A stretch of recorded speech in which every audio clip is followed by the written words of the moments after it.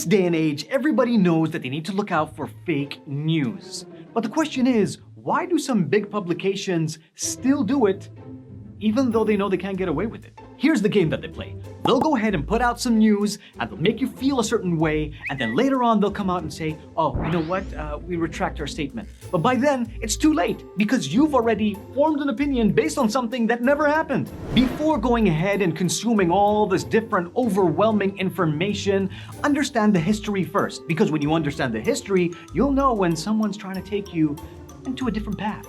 Equally, I want you to keep an open mind. If you've already formulated an opinion, be open to understanding that maybe what you once knew is not the truth. You also have to keep your eyes open for disinformation. Here's an example. On the 15th of November 2023, the Israeli army released a propaganda video for Al-Shifa hospital. For weeks, the hospital was targeted and eventually raided, causing immense suffering to the patients and many deaths. Israeli army claimed that Hamas fighters were operating a tunnel complex beneath the hospital to stage attacks. To further justify their actions, they released a video indicating that they had found weapons hidden in the hospital. The video soon received many allegations about being fake based on investigations and discrepancies. And what happened? They deleted the video. The good news is, once something's on the internet, it's always on the internet. And also don't forget when they pointed at a sign and they said, these are all the people that are involved with all of these terrorist activities. I'm talking about Sunday, Monday, Tuesday, Wednesday, and Thursday. Have you heard of those guys before?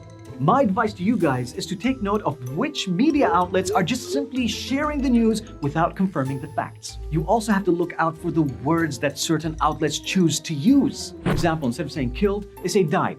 This is why Gen Z are super awesome, because they've identified this and they're like, hey, I didn't kill you, I just unalived you.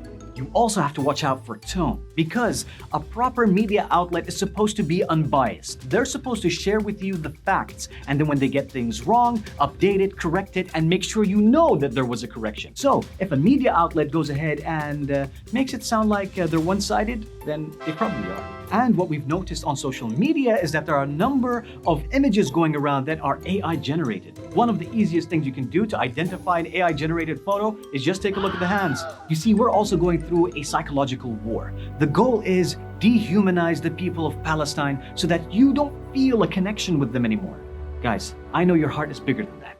Your duty as a person is to make sure that what you are sharing is correct and accurate. And then when somebody tells you something, just go ahead and Google it. Takes a couple of seconds. Just verify what you've heard is actually the truth.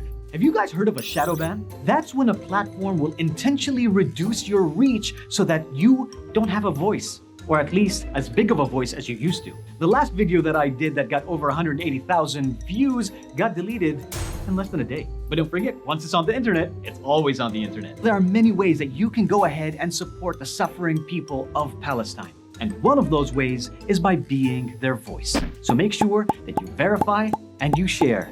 Help the world see the truth. To help you guys out, here's a list of people that you can follow that are on the ground and sharing everything live. And also, we've tagged them down below.